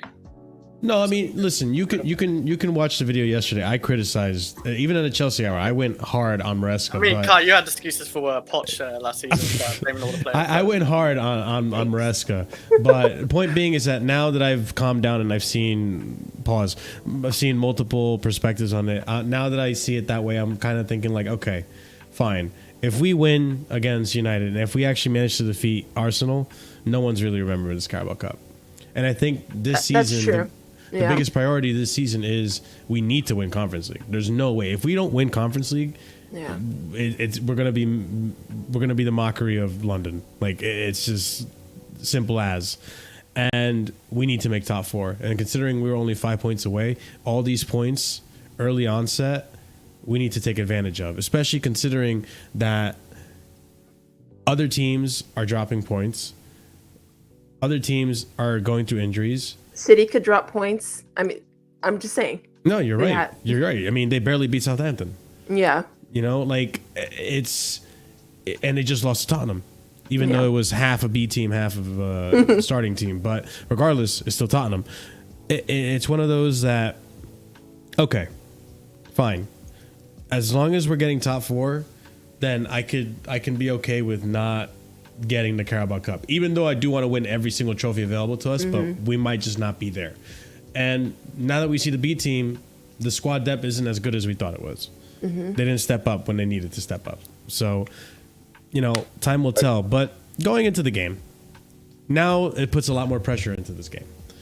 Now it's a must win for both, I think, because if we don't, and I don't remember who's by us. I'm going to look here, but I think it's or Leicester and Everton, right? If they win, we could drop. We could go lower. We could go to like 16th if we don't win. So, I mean, and then, and then of course, like you guys, it's pretty tight there at the top. I mean, Villa plays Tottenham, and then Arsenal plays Newcastle, right? And that's another one that, that's another one that if Arsenal slip up, and Chelsea win, we go above Arsenal. I'm pretty sure. Yeah, well, you're tied with Villa too. You guys, they have 18, both of them. So. Yeah. So like all these points matter because right now, this is the biggest thing too is that right now, while our team is actually fit, we should be taking advantage of winning as many games as possible because who knows what's going to happen later on in the season, if Reece is going to get hurt, if Lavia is going to get hurt. Like, no, but these are you laugh, but these are the typical culprits. These are the typical culprits. And it's like, God forbid if Nicholas Jackson gets hurt or Cole, like, knocking on wood there. But it's take advantage of the fact that you have a fully fit squad and go into this game, strong and get a result. But okay, let's talk on the game then. More on the game. Sunshine, what do you think United needs to do to win this? Oh, we have to be able to control your attack. You just seem so sad when I asked you that. There's a lot we have to do. I'm not coming to this thinking like it's going to be easy. It's not going to be easy, right? Like we have to be able to control your. My main concern is the midfield. I am worried. Okay, I am concerned about our midfield presence because I feel like you're just going to run right through us. I'm just saying it. So I think we have to control your attack, control Cole Palmer, keep the midfield tight. And what I mean by that is, if we're wide, if we got donut holes, our midfield can get scary real fast. And if Bruno all panics and starts running around, grenade launching and doing everything, it's gonna get very, very bad for us very quickly. I don't think that happens though, simply for the fact of Erik ten Hag not being there. I'm hoping that RUUD could potentially I just need you guys to understand when he had Casemiro and Ugarte in there on that pivot, I was shook. I was shook at what I was watching because we had not seen anything like that from them. So I'm hoping if they can keep that up, it will help. It will help. Defensively, I think he has to start Mazraoui. He didn't start him versus Leicester, which helps because I didn't want to see Lindelof. When I saw Lindelof, I was like, "What is going on?" But I think we'll be okay. Again, my biggest concern is controlling your attack in the midfield. And then so let's say we do all of that. The midfield stays tight. We're able to keep Cole Palmer to 1 goal, maybe 2, right? Then we have to score. I mean, you make it sound like such a chore after all of this. It's really tough for United. Am I not wrong? Am I not wrong? It's just about keeping Cole Palmer quiet. He doesn't even need to get assist or goal to even affect the game. If you saw the Newcastle game, that ball he sent for Neto, that's like through balls I've seen in a good while. Insanely good. So, you can answer this question when you want to, Sunshine. What? Wait, what? Why is she United fan? Oh gosh.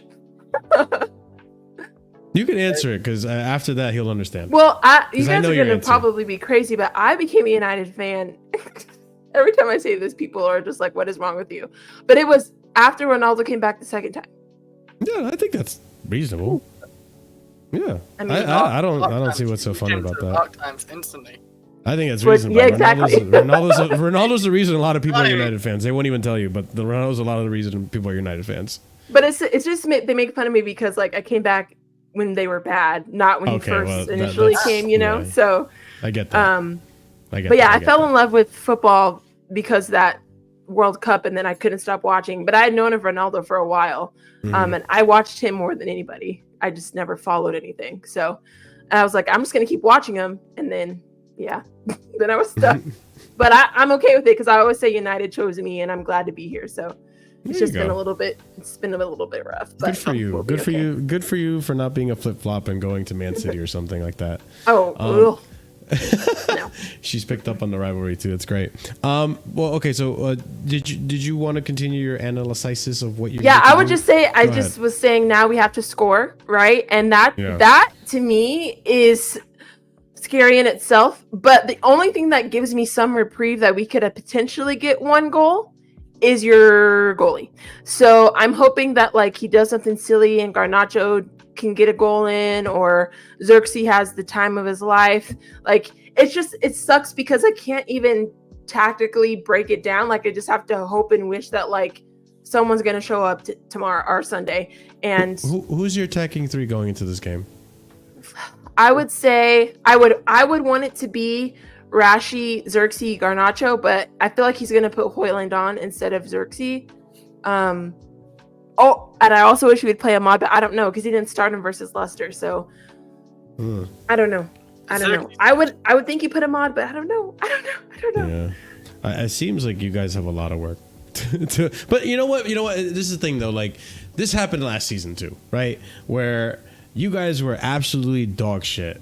And we were coming in with chest thinking like, okay, we beat Tottenham. We nearly beat Arsenal. I think we'd be able to get a result against United. And all of a sudden, United does every little thing that they need to do.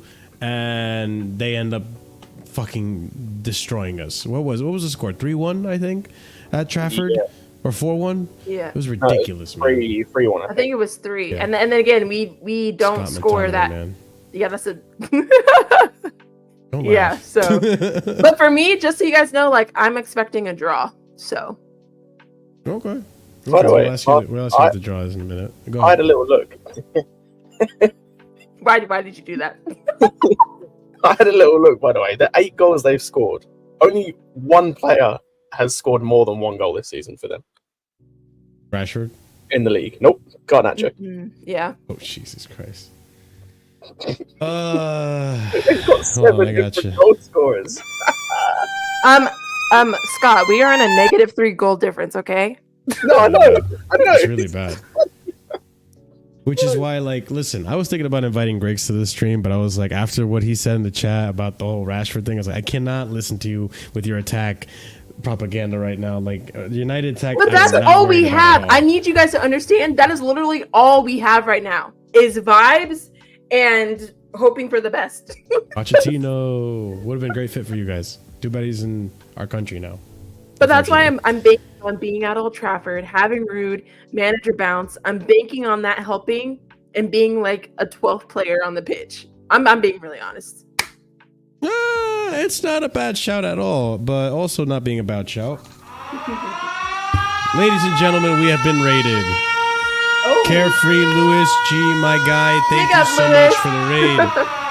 Big up, Lewis. Big up, big up. Thank you so much, everyone who came over from the Carefree Lewis raid. If you haven't done so already, smash up the like button. Subscribe if you're new here. We are discussing the preview for Chelsea and United, discussing the actual game itself now. We're done with the whole prequel. If you want to watch everything leading up to this, talking about Erik ten Hag and Ruben Amorim, go ahead and rewind the live stream or watch it later when you're ready. But big up to everyone. And everyone who is here that just joined us, be sure to check out the link in the description. I put in Staffy's YouTube, Sunshine's YouTube, and both your link trees are in there. So check out whatever content you guys makes you happy. It's all in there for you guys to browse and support the creators that we have on here. And like Lewis said, smash up the likes because it helps out the channel tremendously. Now, we just talked about what the game plan for United is. It seems it's like a very like you could pull it off. You could pull it off. It's not impossible. United have done it before. Like that's the thing. United this isn't the worst side we've had. No. Like United is that team that when all odds are against them, sometimes they can just do it. You did it against Man City last year in the FA Cup. I mean, they was a hangover, so. They still did it. We'll blame it on that. Even hungover, I expected Man City to clap us last year. So. And with how good the teams you've had the past 11 years, the fact that you haven't beat us in that span of time at Old Trafford says something. Yeah, I'm just saying. Yeah. We've had many great players in that period. Yeah, and again, like I said, the Old Trafford game where we just got dunked on by United, where we were expecting an easy win. But that being said, that's what Pochettino does. Yeah, Pochettino also does the impossible. But this is your first match at Old Trafford with Maresca. So how do you guys think that's I'll let Scott go. Scott, you go ahead and lead the charge here. This should be a game that we like. This should be a game where we are comfortable in. But this is what I said earlier when I said this is the only thing that worries me is this.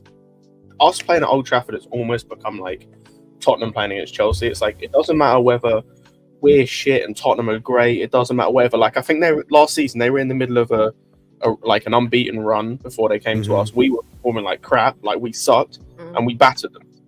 Yeah, they capitulated. They literally fell apart. They fell apart. Like it does, and that's always how it is. It doesn't matter who's performing. Like form goes out the window. We always batter Tottenham. Always. Yeah. And it's like it's almost become the same thing of like it doesn't matter how bad you guys have been or whatever, or if we're playing well, it's like we just don't beat you at Old Trafford. I don't know why, we just don't win.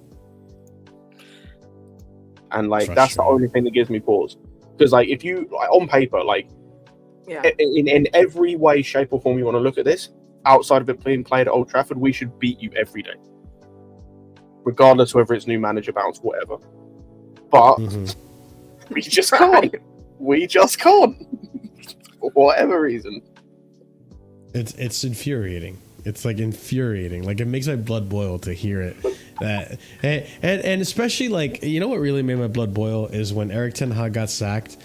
How all United fans, because me as a Chelsea fan, I was happy that Pochettino got sacked, but I stayed humble because I didn't know where I was gonna go next. Like we were linked with some people that I've never heard of, and Scott, you remember the fan base were going wild, and Scott, me, and a few other Chelsea fans were kind of like, okay, let's just be calm about this and see what happens. And lo and behold, like Maresca is working out so far, and we're pretty happy with that. But United fans were immediately like, we're back! United is back! I haven't even said Chelsea are back. Like, United is back! Ten Hag is gone! Let's go! I'm seeing... Apparently, there's been people talking about, we're winning 4-1 and things like this. And I'm like, you think you're scoring half the amount of goals in I will say, yes, Flawless has said that United was going to win 3-1. And I was like, absolutely not. What? I was like... Flawless, have you really said that? Yes, he did. He said it on Back Again this morning. I was like, you scored 8 goals all season, and you're scoring 3 in one match. Huh? Jesus fuck. He's being hopeful. But you know what? The excuses that we just got out of jail, like Staffy said, like there is no logic behind anything United fans are saying this week. I'm being really honest. I know. I know. We just got out of jail. The vibes are immaculate. Yeah, it is what it is. Came at once, like that's all it is. It's like you're on a high. I guess yeah, he's had like 10 what 3 years now. What's his name? About 3 years, yeah. So I can see why United fans are feeling it for this game. You know, a bit of hope, but that's just delusional. Where is this guy getting his chest from? Yeah, flawless. Because Ericsson got sacked, and Ammen was his first choice. That's why he went crazy. Yeah. Ammen is not here yet though either, so. Yeah, that's the thing. Exactly. That's the thing. So I'm baffled. I am clipping this and sending it to him. I'll be like, you need to answer for your sins right now, sir. Please do. But so I guess in terms of the game, Scotty, you're just more concerned with the bogey ground of it, but you're pretty straight set on the fact that if we keep playing like we're playing, we'll be perfectly fine. But yeah, 100%. Because like, it's not even like we can say what we want about. Or I feel like a lot could be said about the players in terms of Ten Hag made a lot of mistakes, and he did. But ultimately, like some of these players have just been bad. Like like we talk about our goalkeeper, Andre Onana. Oh my days! Don't even compare Onana and Sanchez. Sanchez is bad. No.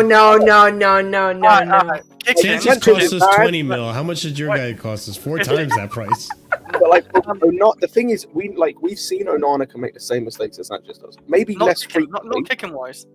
No, yes, kicking wise. No, they're two different. I think with Onana, his is more like saving ability, like free kicks or. Oh, he's done the same. He's done the same like kicking wise as well. Bro, I've seen him pass to players on the edge of the box, like pass to like another team, and concede that. I saw it. I can't remember what game it was. I just remember watching it on Flex's Insta story. But yeah, like so he's made mistakes again, not as frequently, but he still makes mistakes. I'm not saying he's not perfect because I've obviously yelled at it multiple times, but I'd take Onana over Sanchez. So would I. Yeah. So would I. For what so look, we have one person on the combined 11. We have one person on the combined 11. I was thinking about a combined 11 earlier. I'd have 2 United players in, and that's it. Who's the second? Euro. Oh, but he's not playing. Yeah, cool. I'd still take Delict over any right centre back we have. Fana, maybe. I'd take Delict over Fana personally. But every other player in that team is a Chelsea player. It's debatable. Yeah, right? I think that one's not debatable. Player is a Chelsea player.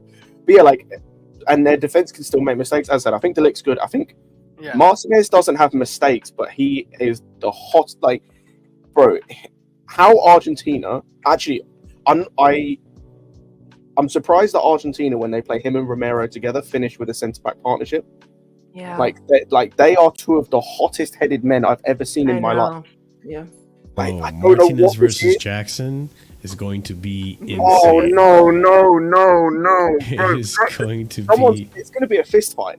That's going to be a fist fight. It's going to be insane. All I'm hoping is Martinez throws the first punch, because that Jackson will take a swing. We saw it against Nottingham Forest. He slapped that man. He did slap a guy. He came off the bench and slapped him. Pushed his face, slapped him, and fucking. He got away with murder that one. Red or whatever. Also, just and then you're gonna have Demon as it remind me. You're gonna have Cole versus Bruno having a fight up the other end. Oh my god. Bruno's not gonna fight. He's just gonna whine and say. Yeah. Oh no! I forgot. You're gonna have Hoyland wrestling with Cole the whole match. Jesus. It's gonna be so many interesting matchups. I'm looking forward to it. Season, by the way? I know he's had an injury. Maybe one in the league. I don't know about all. That's it. I don't know how many games he's played, to be honest, but I know he's had a big. I can tell you, he has played in the league. I've lost it. He has played. Because I would play Zerky, like Sunshine said, like like Zerky link up and all that. He's a bit like Jackson in a way, like his link up. Yeah, Zerky's played more games in the league. Yeah, I for this game, I think Zerky would be the better choice there if he's going to 1 and 2. Chris, go ahead. Yeah, but I just think they can still make mistakes, like we've seen, and that's where like I feel like we obviously do make more mistakes defensively, but I think both teams can, and if that's worse, I think overall we'll end up like it may be a bit of like a war of attrition, but I think we win that war. Chris. Yeah. What are you going into this game? What do you think is the approach? I'm confident for the game, but like I don't think we'll win it comfortable. I think it's gonna be a battle. I think their players are gonna be for it as well. Like not new manager, but like the manager's gone. They, maybe they had problems with Ten Hag, so they're gonna give it 100%. But I don't see enough quality in that Man United team right now to actually beat Chelsea. Maybe they might scrape a draw. They might, because it is hard to beat Man United at Old Trafford. We know that. So but I think long as Enzo Maresca starts, I think he should continue also obviously with Neto. Neto looked good against Newcastle. He's looking better. So also you guys have him. Yeah, it's taken a bit of a while to get into this team, but he's starting to look good now. But also I would play Cucurella into Gusto, but we'll probably see Gusto instead. Sadly, it's if he uses his squad right for this game, I think we'll win it no problem. We've got Enzo on the bench. We've got I don't know who else. We're having Cucu on the bench, Renato, Felix, and Kunku. Yeah, we're gonna have all these players on the bench. Once we use it right, then I think we'll be good. He had one bad game, Scott. It's gonna be okay. No. We understand. He has been crap the whole season. He stat padded Panathinaikos for sure. Dude, He stat padded. He's been awful. I don't expect you to watch conference games. I don't expect anyone that's not a Chelsea fan to watch conference games. Even Strasbourg Steve won't watch conference league games, bro. I mean, I'm like half watching it. Like it's. Yeah. I fell asleep. I don't know if any of you saw the Chelsea Hour show yesterday. Yeah, I literally said I fell asleep after the first half of the Panathinaikos game. That's how bored I was. Wow. Obviously, I missed the entertainment It's so part. easy as well, but yeah. It's no competition. We don't belong in that competition like at all. The teams like you guys maybe, but not us. But the teams like well, we're not there. So. Like making TikToks about Chelsea still. But I mean, going into this game, obviously, I repeat what these guys have said. Essentially, it is a bogey ground. I personally am not afraid of it right now because I don't think your team. Yeah, your team is going to be more free. It's going to be potch ball pretty much. Like, we're just going to play and see what happens. But I think with Maresca, with the way he is such a tactically astute person, he's just going to shut it down. And I think what United's best bet is probably going to have to be play on the counter, and hope that Fofana or Colwell or any of our fullbacks have a bozo moment. Mostly our center backs with either Fofana or Colwell have a bozo moment when they're trying to, maybe get to the ball and not let it bounce and let Rashford take advantage of a run or something like that. I can see you guys scoring off of a play like that where it's just a bozo moment. But other than that, you guys have to get past our midfield, and with Lavia and Caicedo and the form they've been, it's going to be very difficult. I know, very difficult. I'm just thinking of yeah, we're a very possession based team, and if you look at most of our games, possessions usually we usually have most of the possession, and that means we're going to be putting pressure on you guys a lot. So that means your defenders have to defend for a long time, and it's just you know the goalkeeper you have, the defenders you have. Nicholas Jackson's on incredible form. If you give Cole Palmer space, you saw what happened against Newcastle. He just bosses the 10 position, and Bruno is the type of person who might give him the space to do that. So I really am not concerned. I'm not concerned. However, in the back of my head, I'm thinking, I swear to God, this could be a banana slip.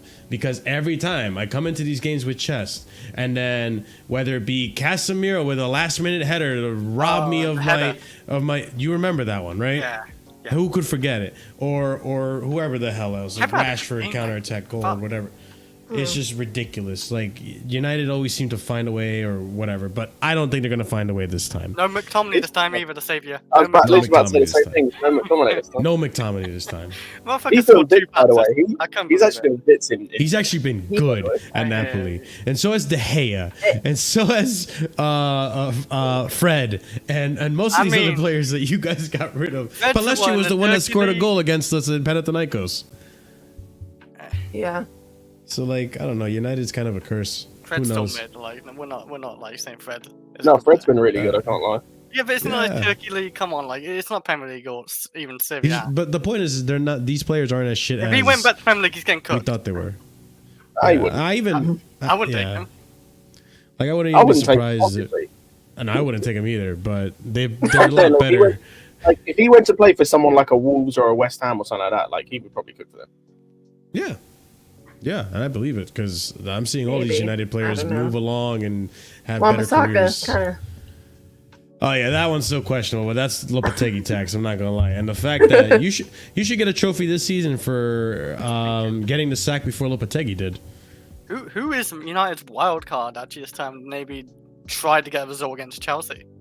Who is it? Bruno this time? Ammen. And what did he say? I'm thinking who's your wild card? Who's your wild card this time? Because like there's always someone. Who's the one guy that I would say Garnacho personally. Yeah, Garnacho. Especially if he doesn't start. If he starts a mod and then Garnacho comes off the bench, that's definitely a wild card to get a goal. Is that what you're asking? It's just like I'm saying, like wild card, like McTominay last time we was at Old Trafford, he was like your big savior. Like he scored 2 passes. I couldn't believe it. Yeah, well we don't have that anymore, but Garnacho has done that for us this year. That's why I brought that up. Off the bench though. We shall see. But all that being said, our little tactical analysis and all that being said, let's go into. I know it's analysis, but I like to say analysis because I'm just different and special. That you are. Let's go into score predictions. Sunshine, we'll start with you and we'll go around the clock. Your score prediction for United versus Chelsea. Okay, I'm gonna give one that my heart wants, and then I'm gonna go with what my head is saying. Okay, my heart is going 3-2 United, but my head is going 2-2 draw. I hear it. I mean, I always got to back. I always got to back the team, but like, no, I get it. We haven't been at that ground for 11 years, so I understand. Yeah, there's that. There's that. The man just stacked, bounced. I hear it. All right. But if we don't win, I think that's I hate drawing, but like, a draw is a best case scenario for us. I'm going to be honest. I mean, Chelsea's in really good form this year so far in the league, so a draw would be good. The current state United's in anyway. You're like, where are you? Like 14th? I don't even know. Oh, did I guess it right? Okay. Yeah, you got it right. And if we lose, we're going down to 16, depending on the other teams. But yeah, that sounded like Chelsea last season. I think you guys got down to 12th at the lowest. I remember that. I mean, we was playing relegation. We were in 12th in the start of the season, I think. With Potter, we was fighting relegation for a good while. Oh, wow. Away. Yeah, road to 40 points. Don't remind me, Chris. Road to 40 points, yeah. Yeah, that's us this year. Yeah, that might be you guys this season. I don't think so. I think Ammen pulls you out and gets you to 8th place, at least. But, Scotty, your score prediction? 3-1, and I'd be almost tempted, depending on how, like, nuts on it to go, to say 4-1. Like, I'm not in any way, shape, or form worried. Saying this now, this might probably come back to bite me, like, probably. But yeah, 3-1. Okay. Chris? I think it's going to be a 2-0 win. I think we'll keep a clean sheet. I think we do. Reece James is fully fit again. Clean sheet this season, by the way. I actually do believe we can keep a 1-0. Well, with Reece in the team, it could be an additional He's factor. looking solid as ever. He's looking solid. Which, by the way, Staffy, if you rewatch this, respect Reece James. Wait, like I mentioned Reece James in the group chat, and these guys laughed at me like, "Ooh, Reece James!" Like, "Oh, okay, cool. When you play Reece James, see if you're still not." Ooh, Reece James. Has he forgotten? A lot of people have forgotten. I know to Reece be fair, injury prone player. Last 2 we years, haven't seen Reece James played in like 20 decades. But they forget the wheel was still being invented last time Reece James played. Once Reece James plays, he's world class most of the times he plays. He was a bit reckless last season when he came on. Was, Yeah, he came on last season, got a red card. I remember that. Yeah. Oh, of course you do. Yeah, great. No, he was. I don't know what it was. He lost his head last season. No, I'm not gonna lie. Your games last season were some of my favorite. Your Tottenham game, your City game, they were so fun. No, we were drama. honestly. I'm not surprised because we played basketball games every week. Yeah. I remember Scott. We were sitting here saying like, I think we were the most entertaining team in the Premier League last season. You could score always goals. For all the wrong reasons. Like it wasn't entertaining. Like this season, we're entertaining. Like that's the thing. I've noticed that like some fans of other teams have been watching our games at times, but we're entertaining because we're actually enjoyable to watch. Last season, it was entertaining because it was chaos. Like against City, utter chaos. What a game! Oh my god, yeah, it was such chaos. For neutrals, yeah. That's one thing I'll give fucking Pod. She did entertain a lot of people last season. They're supposed to entertain the Chelsea fans. Yeah, no, Heart Attack FC, like Demon Rat says here, eh? Demon Nat. It was so stressful. Last season was such a... Bro, the energy I had last season, I was so demoralized. All right, but this season I'm not. This season I have chest. Even though we lost to Liverpool, even though we lost in the Carabao Cup to Newcastle, I still have chest because they're still a good team there. And... Bro, I'm not gonna lie. I saw a comp of Jackson last night, and I got hyped up. Oh God, Nicholas Jackson, dude. 5-0. Nicholas Jackson. Oh my good God. This season, actually. Yeah. He's been good. He's assisted Cole Palmer 4 times this season. Yes. The partnership between him and Cole Palmer is phenomenal. Deadly. And he just has this way of just spinning defenders and clowning them. It's phenomenal to see. It really is. But that being said, with chest, I am saying that it's going to be United 1, Chelsea 4. 2 goals from Jackson, 1 from Palmer, and you heard flawless say 3-1. Now you have to him. Yeah. No, flawless. You can hold that. You can hold all 4. 2 from Jackson, 1 from Palmer, and I'm gonna say Madueke gets back on the score sheet and he scores. I've been more reasonable. Well, Scott's a pretty reasonable actually. 4-1. I said 3-1, but I could beat that. He wanted to say 4-1. 4-1. He wanted to say 4-1, but 4-1's a bit of a. I will have respect for. I would be shocked if you guys beat us 4-1. Yeah, especially after sacking a manager. No, like because they sacked their manager. Like these players. No, will Cole give it 100%. Palmer's just too good, man. He is Cole Palmer's just too good. We'll see. You'll be at United one day. If we lose, I will probably have to go into hiding. I'm not gonna lie. I'll be there in your notifications. Don't you worry. You remember me last year after we lost to United at American Waffle? Your head. Oh, what? American yeah. Okay. Yeah, that's gonna be me again.